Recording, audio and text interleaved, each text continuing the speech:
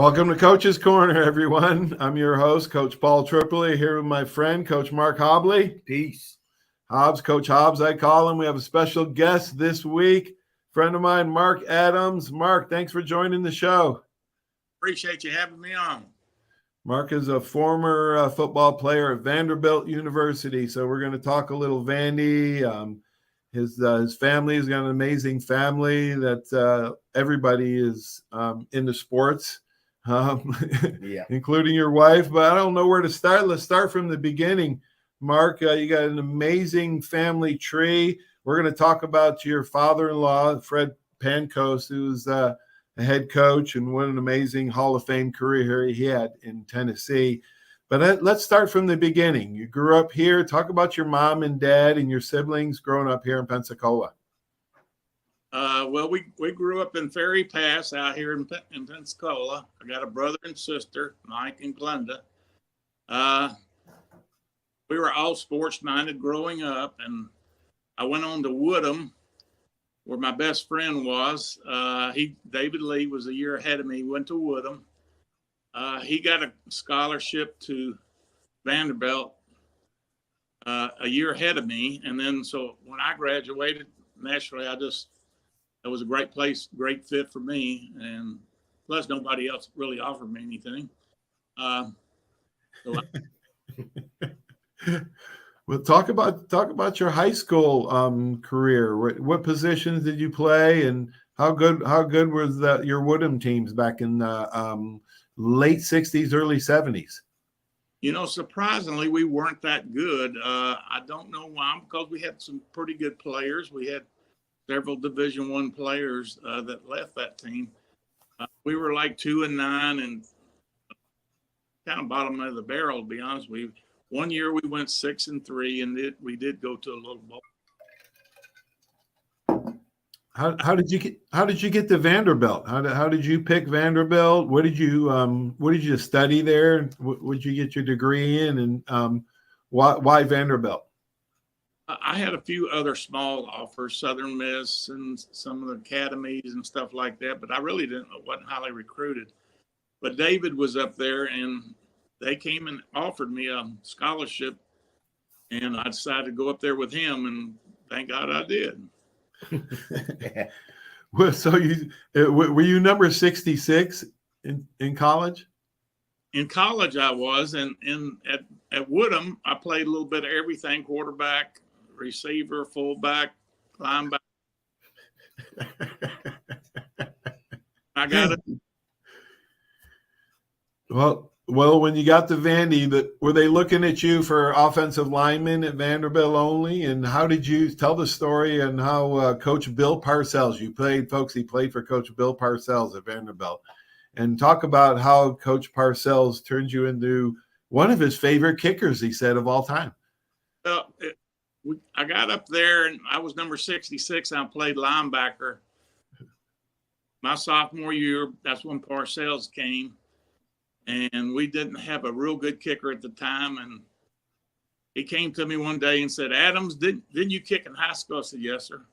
He said, "You think you can kick up here?" "Yes, sir." And kick up right. I said, "Okay, Adams, you're the kicker."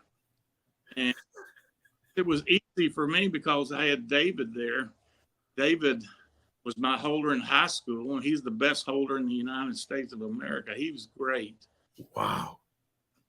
We made all SEC and led the country in kicking that year.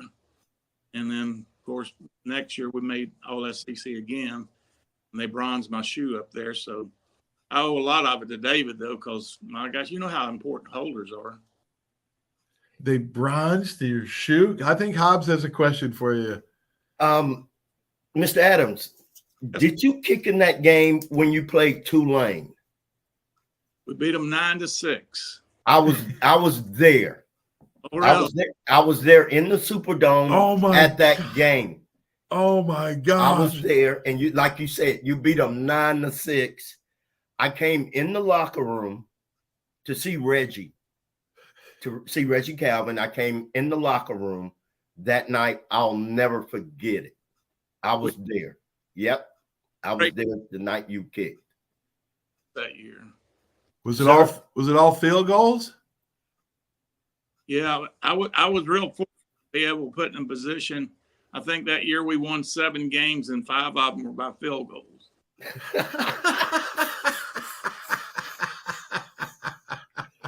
Woo! This was I guess my junior year, and that was David's senior year. And my junior year, I kicked 11 points, 11 for 11, and we won 7 ball games.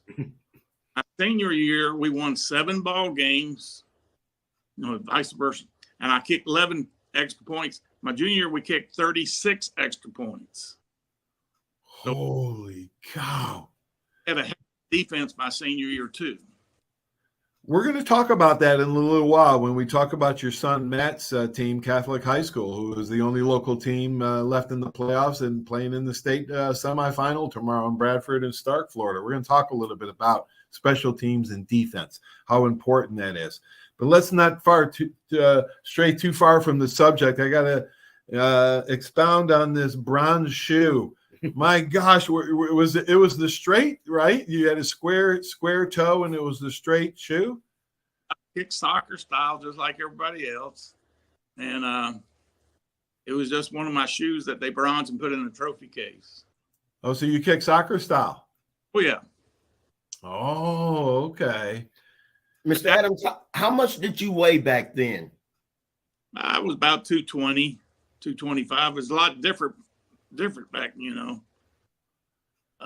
I was 6 when he played middle linebacker. Yeah, that was a big kicker. Yeah, it was huge kicker. A huge kicker. Like, you were a huge it was kicker. Sebastian Janikowski big the kicker. Yeah.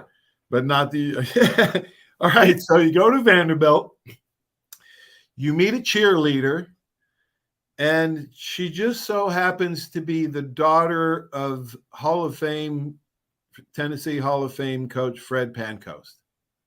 Yeah. Talk about that dynamic. Was he your coach while you were dating his daughter? Yeah, I was pretty foolish to do stuff.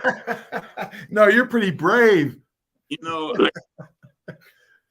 All the players we played with, and I couldn't go to lunch and go through the lunch line without them pulling a prank and writing them that Dad. There was always something going on. But I was real lucky that she came my sophomore year, and she was a cheerleader. And the story goes, Fred tells it, he embellishes it and got bigger and bigger, of course. Knoxville, Tennessee, my senior year, and the score was tied 14-14, 106,000 people in the stands. His story was, he put his arm around me, called timeout, and said, "Look, you see that little blonde over there cheering for you on that sideline? You got to make this field goal." And I said, "Fred, I would pee in my pants if you told me that." Really? Of course, he didn't tell me any of that. And yeah. What did he say? What do you remember him saying to you? He didn't say anything. I was trying, Yeah, nobody says anything to the kicker right before a big kick. They don't, they say they're not superstitious, but every one of them won't say a word. I felt very lucky because I was into the game as a linebacker. So yeah. I was not like cold coming off the bench, and I always wanted to come down to me, be honest with you. I just love the pressure of it.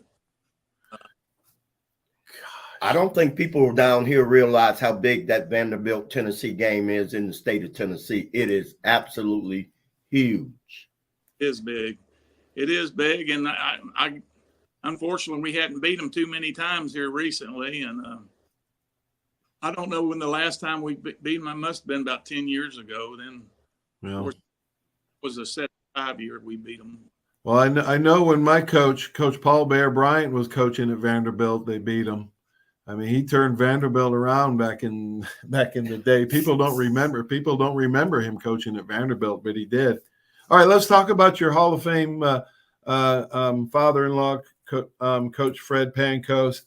he was coaching, if I'm not mistaken, or if Luke's not mistaken, your son Luke, his grandfather coached Steve Spurrier, was the offensive coordinator. Steve Spurrier won the Heisman at Florida. That's exactly right. That was his second stint in coaching. He went to Tampa first, then he went to University of Florida, coached quarterbacks, and was the offensive coordinator there when Spurrier won the Heisman. And then he went to Georgia as offensive coordinator under Dooley. Then he got his first head coaching job at University of Memphis at that time. Stayed there and was very, very successful. Took them way up and like put 38 players in the pros and really had to go. And then he made the wrong move and came to Vanderbilt. But did he replace Steve Sloan? He followed Steve Sloan. Well, all right. Talk about a couple. I want to talk a little bit about Reggie Calvin. Was there a guy named Robert Hartley also from here that went to Vanderbilt?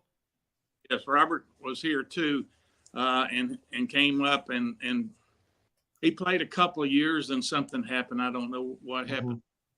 Maybe gotten injured or something, because back then, if you got ACL or injury, your career was over. But Ankos came and we were a senior group at that time, and there was 21 out of 22 starters that left, graduated. So there wasn't anything behind us. We had a big 21 out of 22 starters left. That was my class, and we graduated. Holy cow. Let's talk about your best friend, David Lee, 40-year NFL veteran, been to 15 teams over his 40-year career. Just an amazing. He's actually from Missouri, but he moved here to Pensacola, and you went to high school with him. But talk about Coach Lee and some of the places that he's been and some of the coaches that maybe he's talked to you about that he admires and some of his stories. Well, David is by for sure my best friend I've ever had. We've been through some ups and downs together, and we've always pulled each other out. And David, of course, was the quarterback. He graduated and then got into coaching, and then he made a couple of. He was at Arkansas. He was the head coach at UTEP one time. Mm-hmm. Yep. Vanderbilt. He's been at Miami Dolphins recently. But then he went with Parcells to he was Romo's coach. Wow. And then when Parcells went to Miami, he took David with him. And I forgot about that. Yes, I forgot about that. And then once Parcells retired, David started to move around to different teams. I think, like you said, it was a bunch of them. Coach, tell me a Bill Parcells story, or maybe even since Coach Lee has spent more time with him, maybe Coach Lee has told you a story or two about Parcells. But do you have anything that jumps out? Hell on the air, so just keep it clean. It's a podcast. It's all right. It was really neat to me, but since I played for him and came, quote, a Parcells boy, he had all these sayings, and he took to the NFL with him, and it was fun for me to hear some of the sayings he had on, even back when I played for him. Mm-hmm. Out on the field, and he says, Adams, he said, I just put a rock in my shoe, so I'm going to be irritated at you all day long. You understand?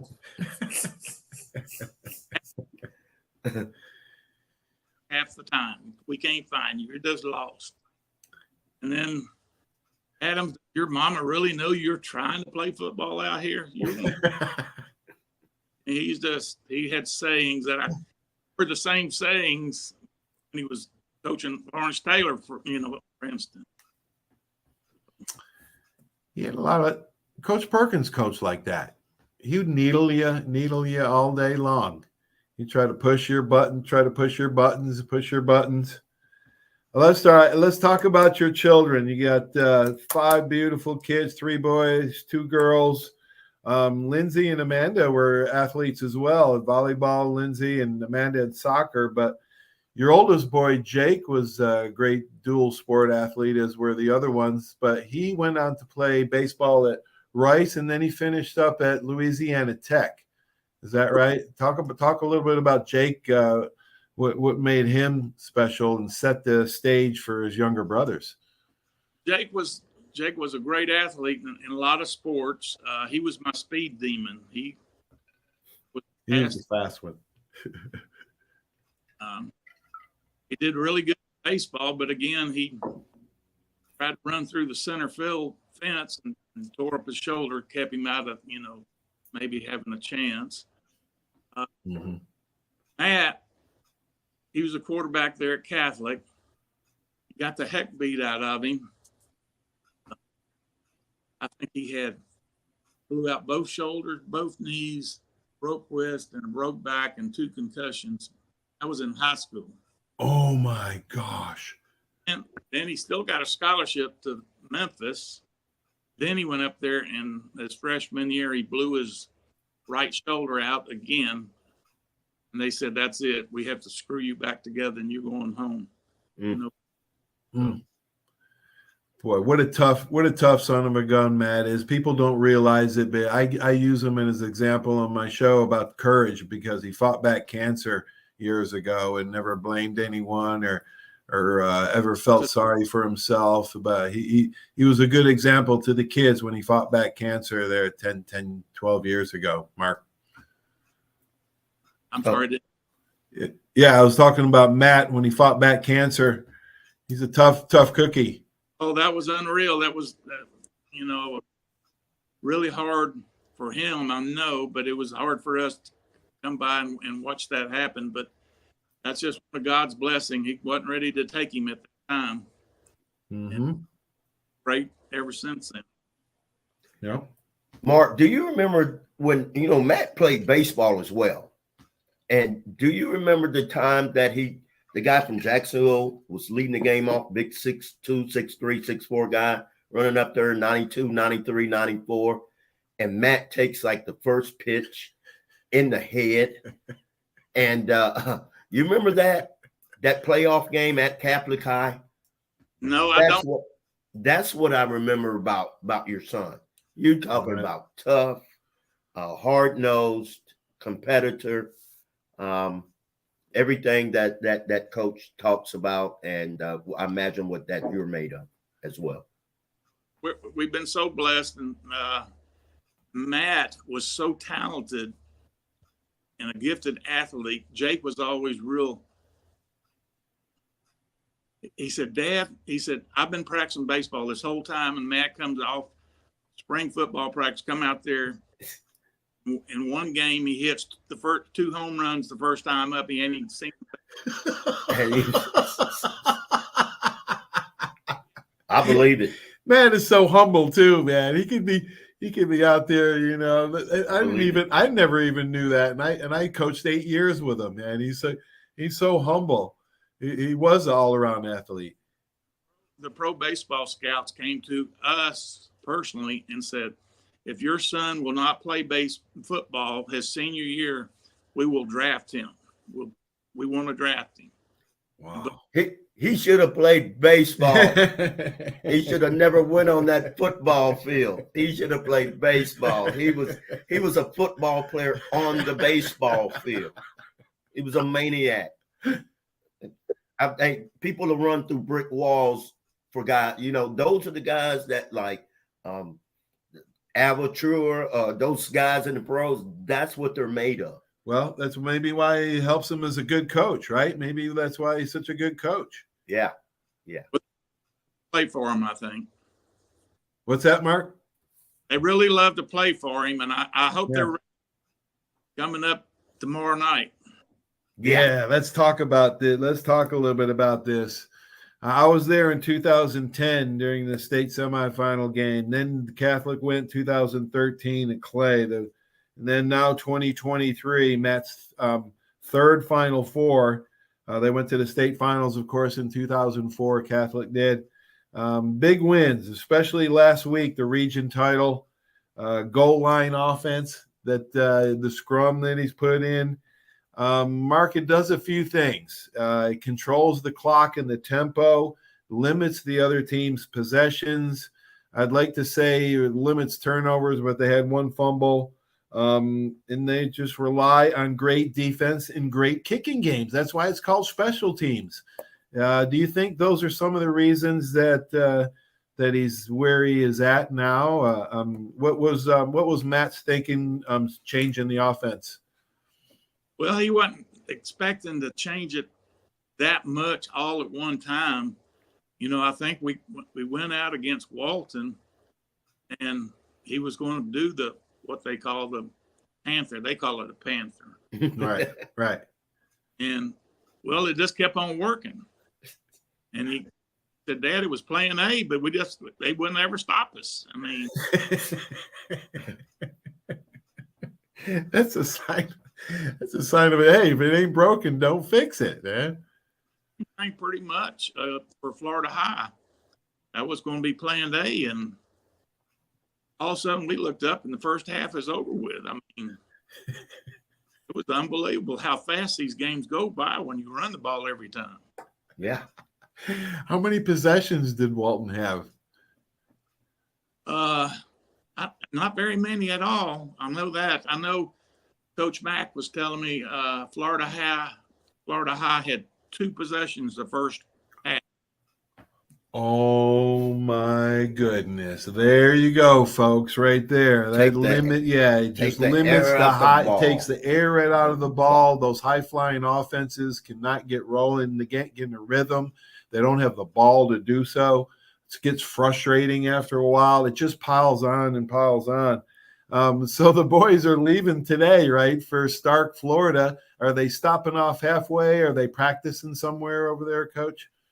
I think they're going to stay in Lake City to spend the night, and they were going to stop somewhere. I don't know where they were going to stop, just to let them get out and visit a stadium, I think, somewhere. And I think might have been at Tallahassee.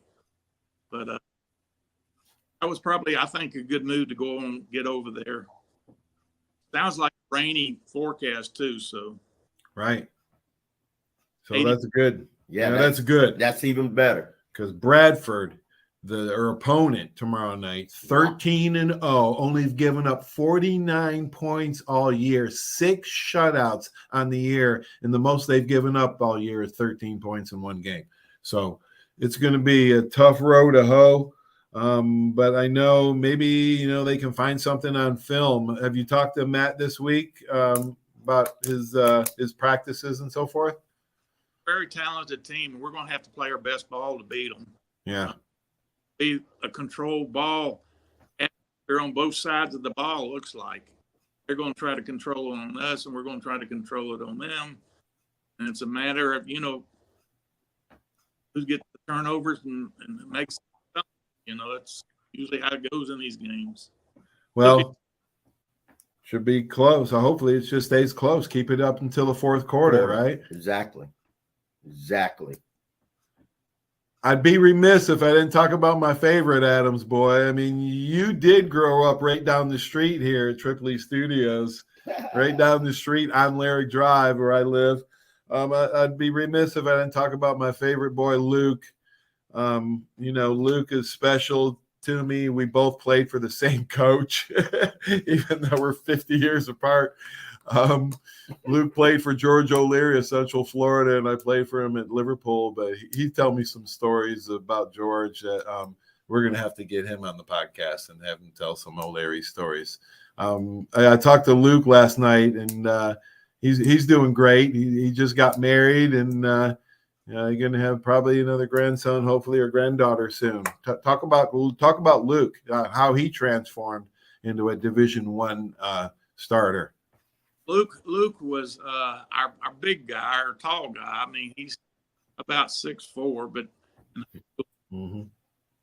like a baby giraffe running, looked like legs and arms were everywhere. But then he kind of filled out, and he was a good all-around athlete too. He was really good in baseball and basketball too. But decided to go football and down to UCF. Really enjoyed it down there and had 2 or 3 different head coaches, but Larry was one of them. I guess that was the last of the old school, as I would call it, coaches. So he was definitely old school. Yes, he was. Coach O'Leary is nothing new school about Coach George O'Leary. I don't know, man. I don't know why I was a coach. I played for 2 of the hardest, most disciplined coaches in the world, but I didn't coach like them when I coached. I just couldn't. I couldn't coach like they did.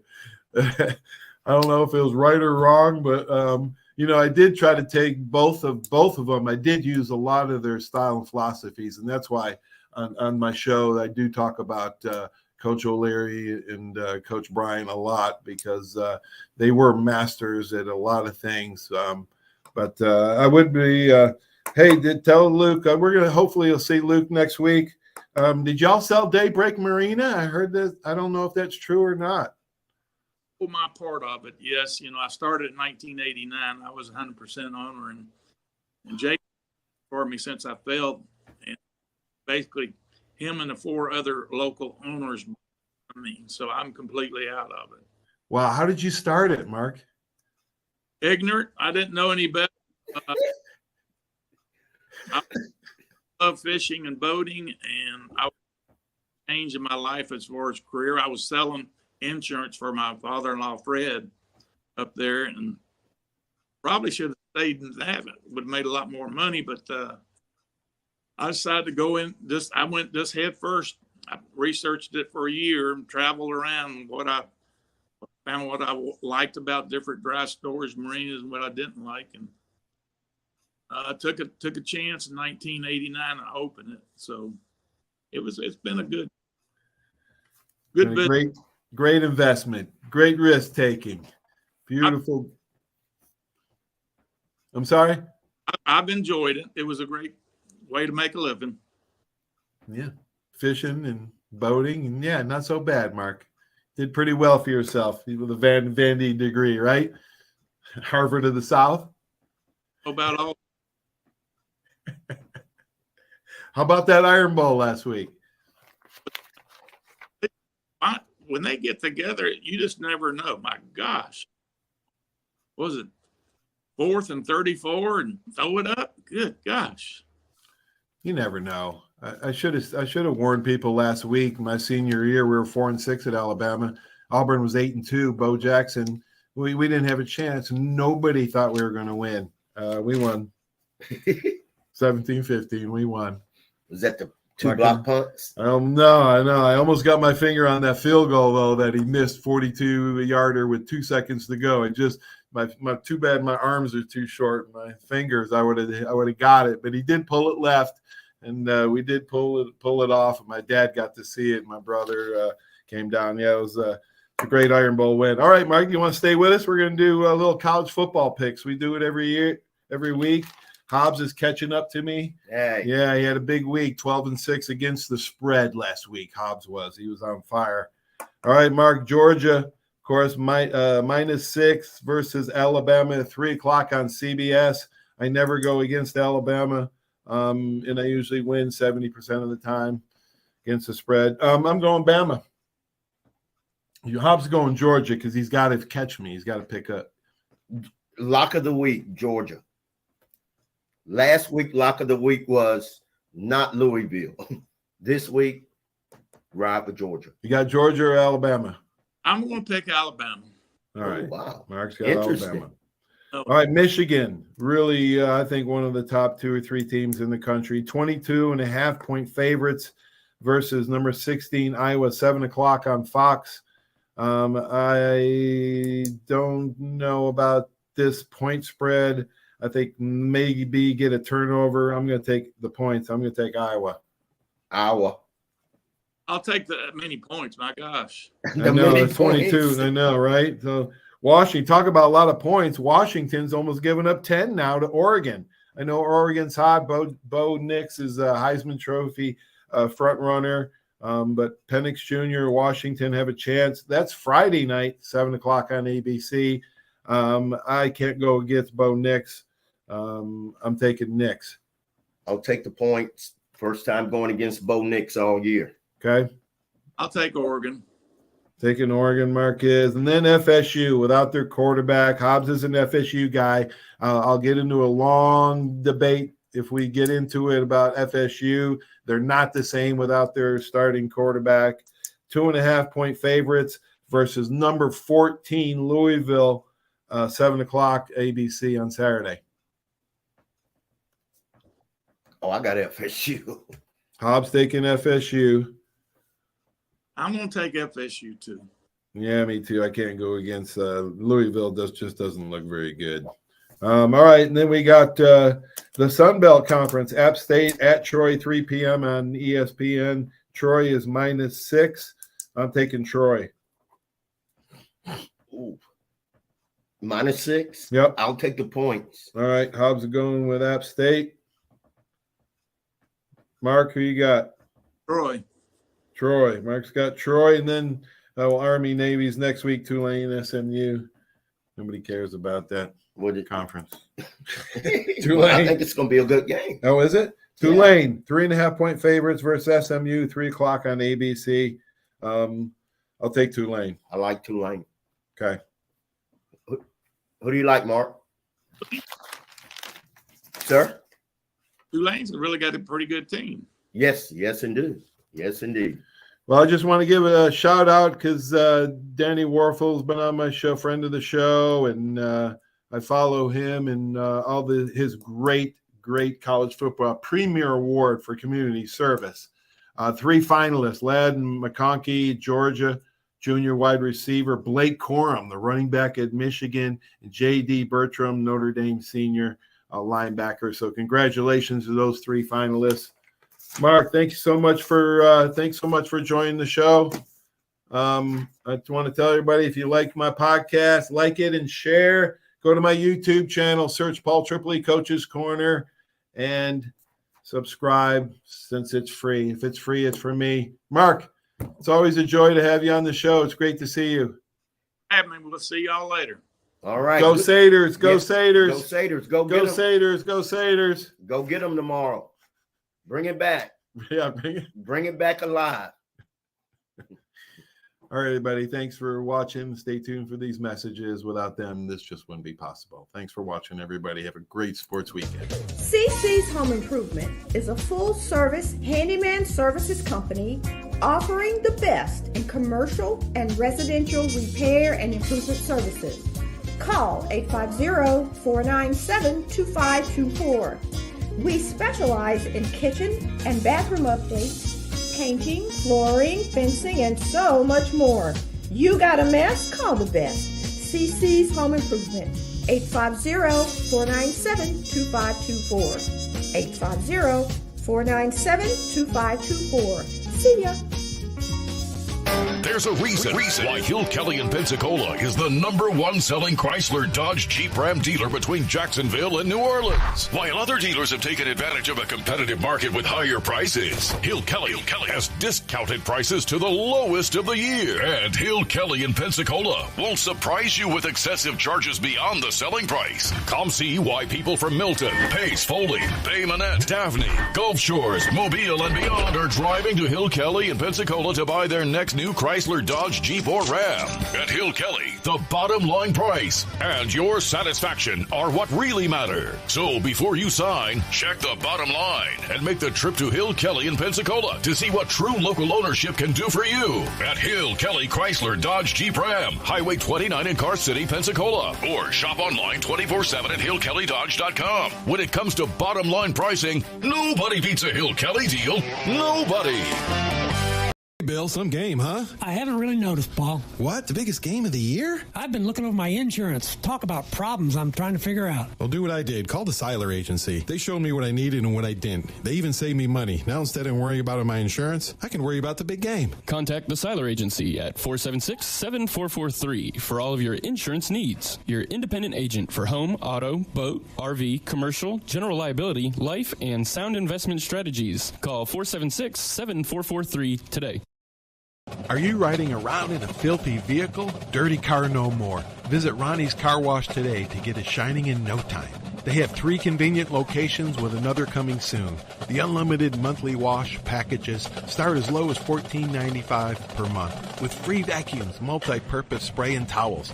Visit them in Gulf Breeze, Navarre, Fort Walton, and soon Crestview. Don't wait, wash today. Be sure to see Ronnie's Car Wash on Facebook to see the latest specials and discounts. You'll be riding and shining in no time.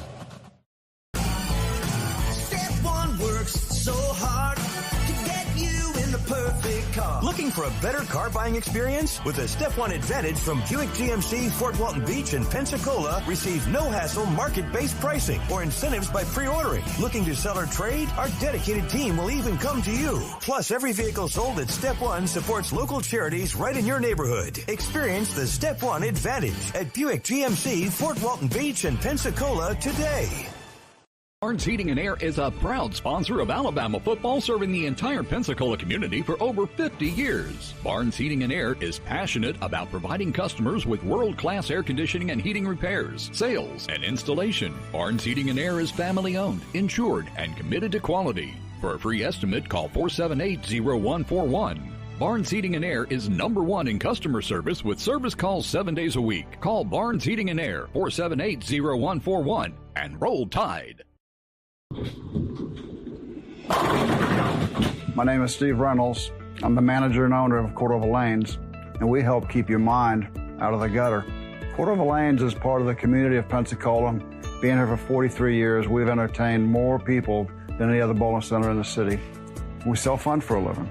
Cordova Lanes is located at 2111 Airport Boulevard in Pensacola, behind Cordova Mall. Come on out and see us at Cordova Lanes Bowling Center. Thank you.